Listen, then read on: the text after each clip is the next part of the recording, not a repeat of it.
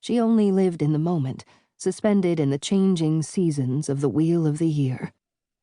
But she was certain that this new place had to have better pickings than last winter, or she would not survive. Nine was skinnier than the others. Her fur sank into the spaces between her ribs. As the Omega, she ate last.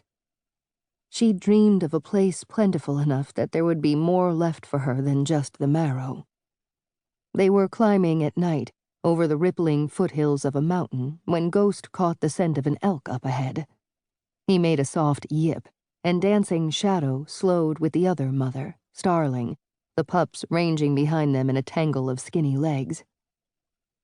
They paused in the shadow of a stand of pines.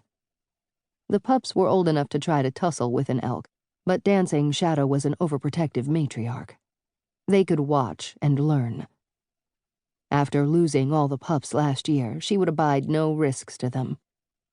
Nine followed Ghost and the others, trotting across solitary hoof tracks that had not been scrubbed clean by the wind. Elk were formidable in herds, but a lone one might be an easy supper. Her mouth watered in anticipation. Lightning nipped at her flank, and Nine growled half-heartedly, baring her teeth. Lightning was always harassing her to move faster, to plunge forward. Nine, frankly, didn't have the instincts that Lightning did.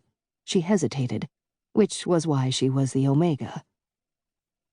There, ahead, the full moonlight picked out a shadow. A massive rack of antlers splayed out over a dark figure on the ground. He was down, alone. He was food. Nine's heart soared. Lightning was first, as always. He plunged into the snow, pale white fur a blur against his perfectly winter-camouflaged body. Nine ran as fast as she could, but Lightning was still faster. He was even faster than Ghost and the other bigger males. It was a great point of pride for him to take the first chunk from prey, then offer it to Ghost. And they were all suffused in the heady thrill of the hunt. Nine's nose wrinkled. The wind had changed, and something smelled off. She had not smelled anything like it, not in her recent recollection. She reached back, deep into her ancestral memory. She skidded to a stop and barked a warning. But the others didn't hear her, or didn't care. Likely they dismissed her as being too timid. Lightning had reached the antlered shadow on the ground. He leapt upon the elk with teeth bared, snarling, reaching for its throat before it had a chance to try and get up. But it was no elk. Human arms reached out of a black cloak winging open on the snow. Had a human hunter already claimed this prize? Would the man fight for the stag? No. He was the stag. He walked upright on massive hooves. Antlers grew on either side of his head, and he tossed them the way an angry elk would at Lightning. A spur caught the wolf under the ribs, and the man-shaped creature flung the wolf away. Lightning shrieked as he hit the ground. Nine crouched down, paws digging into the snow. Whatever this was, it was not human.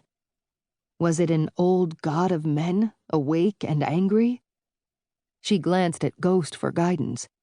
Ghost advanced upon the man, his white ruff raised, growling, with teeth bared. Nine and the others followed suit. If blood had been drawn, the pack would not allow this to go unpunished. The stag rose up to his full height. He was taller than any man should be, gathering night around him. His cloak was made of pelts of wolves, she realized. If she concentrated, she could smell the fear that still clung to them. His long-fingered claws glittered around bone knives. He lowered his head, and his eyes glowed behind a mask of bone.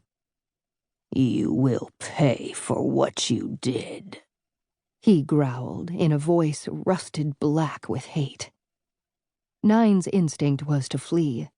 People scared her, enough that she would go miles out of her way to avoid them.